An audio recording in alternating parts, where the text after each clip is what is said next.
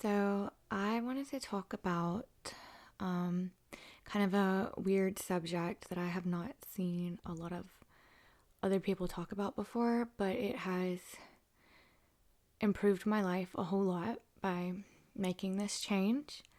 So, I have always been a huge fan of scary movies, starting from a very, very young age.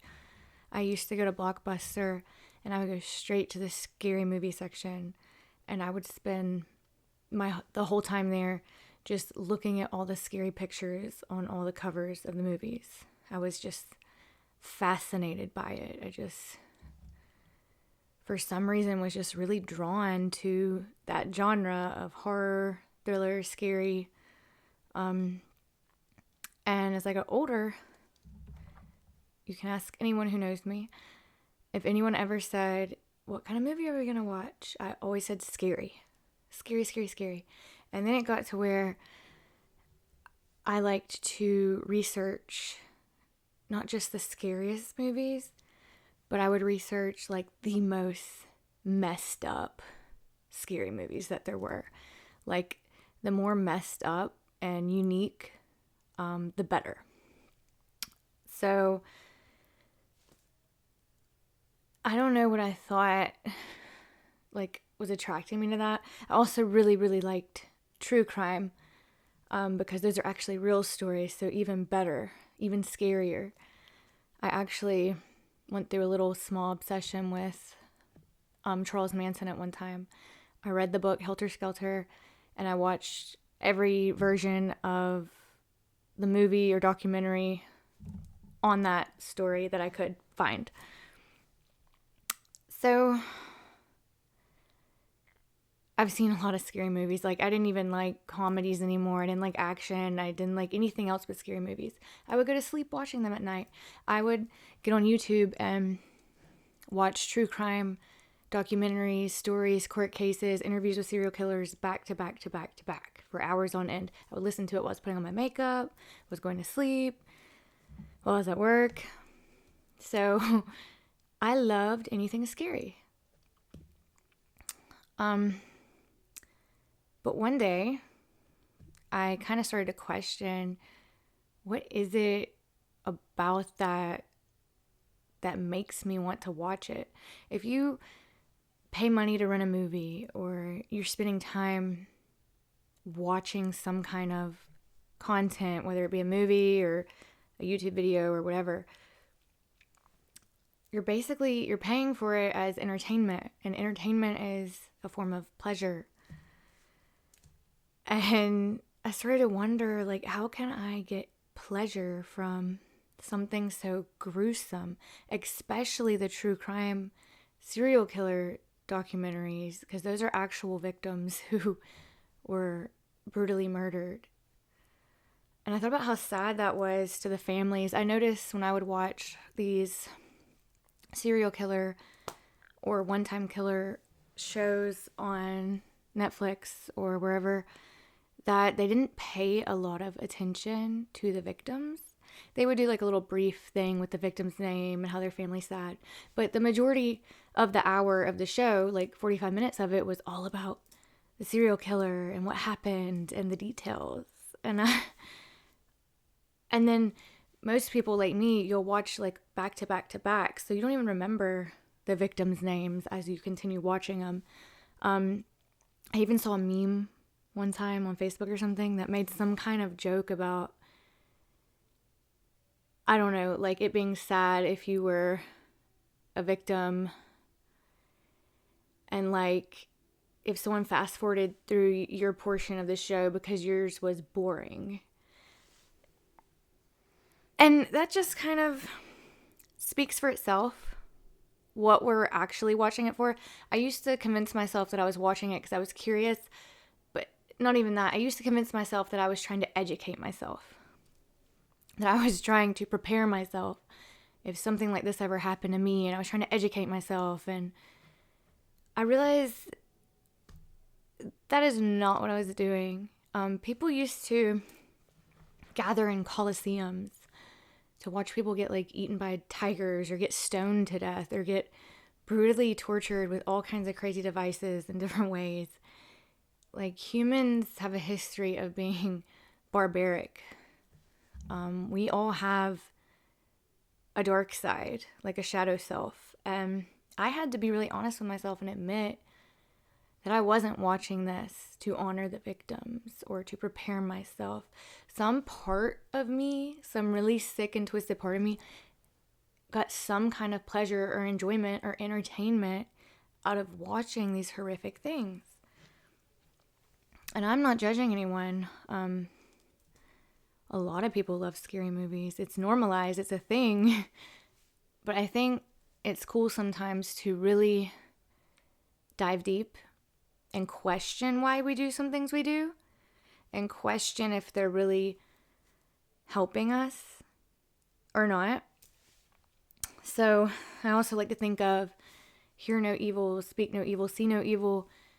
Everything you watch, everything you listen to, everything you spend your time ingesting goes into your subconscious mind.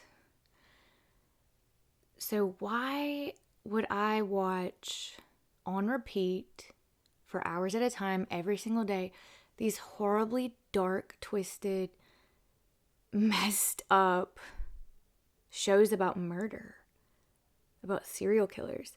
Also, in a way, you're glorifying these murders. You're not honoring the victims by watching these on repeat to get some kind of like binge eating. Like, I'd binge watch this stuff to get my fix. And I guess that's better than going out and being a murderer. But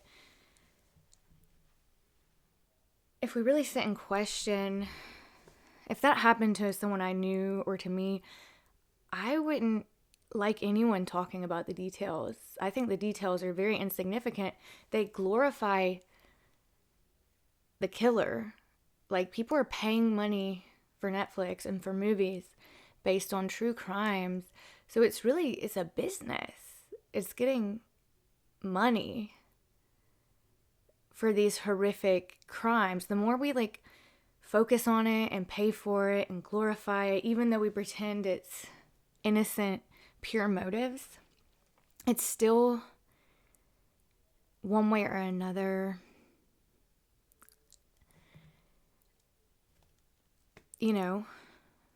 feeding this dark side of humanity and glorifying something that doesn't even deserve to be looked at, recognized, spoken of. The victims deserve to be talked about, like their life and what they like doing and who they are, not their last few minutes that were not under their control, that were brutally taken from them.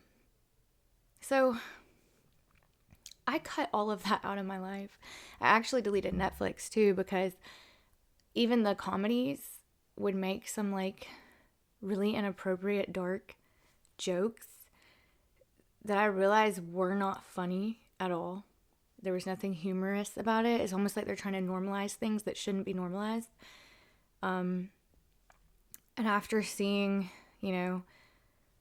everything that goes on in Hollywood, the people behind it who make these films and all of that, I don't really want to pay them any money, and I don't really want to glorify them, put them up on a pedestal. I'm going to pay money to watch them. I don't even think they're funny. The jokes are bad. So I deleted my Netflix account, actually, a while back. I switched to Gaia because it has educational stuff on, spirituality and things that fed my soul. If I'm going to spend time watching something, I want it to feed my soul or my brain. I want it to help me gain knowledge, insight, something that's going to help me grow, whether it's reading a book, listening to an audiobook, or watching something educational. That's just me. And I'm not saying everyone has to do that. But it's really made a big difference in my life. And what you focus on tends to grow. So if I have any control over anything, I'm going to control what I focus on, and I'm going to choose not to focus on anything negative, especially brutal, nasty murders and horrible true crime stories. I do not want to attract that in my life. I don't want to feel like this world is unsafe. I don't want to be distrusting of people. I want to be positive and see the best in things, because I know the more I focus on that, the more I will attract of that into my life. I also have quit watching the news for a long time. I do occasionally look up little videos on like YouTube that are from unbiased news sources when I feel like it, but it's very occasional. I don't get fixated on it. I don't do the fear mongering. I don't get sucked into the worry and fear, because the more of us that focus on worry and fear, and we're all attracting that collectively, it's not going to help the things they're telling us to be afraid of. It's dividing. I think it pushes the wars and hatred and fear, and I'd rather just use my time watching things that help me, because I know when I help me, it's not just for me. It radiates out. It's part of collective consciousness, and everything I do to work on myself has an effect on the energy field around me and on everyone else. And so the more I can stay positive and happy, joyful, grateful, at peace in myself, the more that will radiate externally. And the more of us who do that, the bigger impact it will have.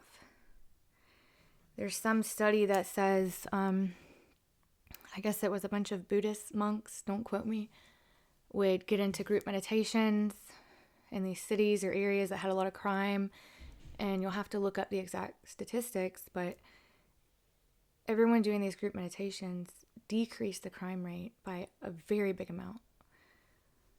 There was some war where they did that, and the group meditations of thousands of people decreased the violence by a very significant amount. And I'll have to do another video on that, because that's a really cool topic. So what you do matters. You filling yourself with positivity, love, self-awareness to these things, not judging yourself, because really I was just curious. We all have that little dark, curious gremlin inside of us. That's part of being a human, and we need to be honest about that and look at it, acknowledge it, and not push it away and resist it, but come to know it, and then make choices, if you want to feed the other part of yourself that wants to feel good. Because there's no way you can watch someone getting brutally tortured or murdered, whether it's a movie or not.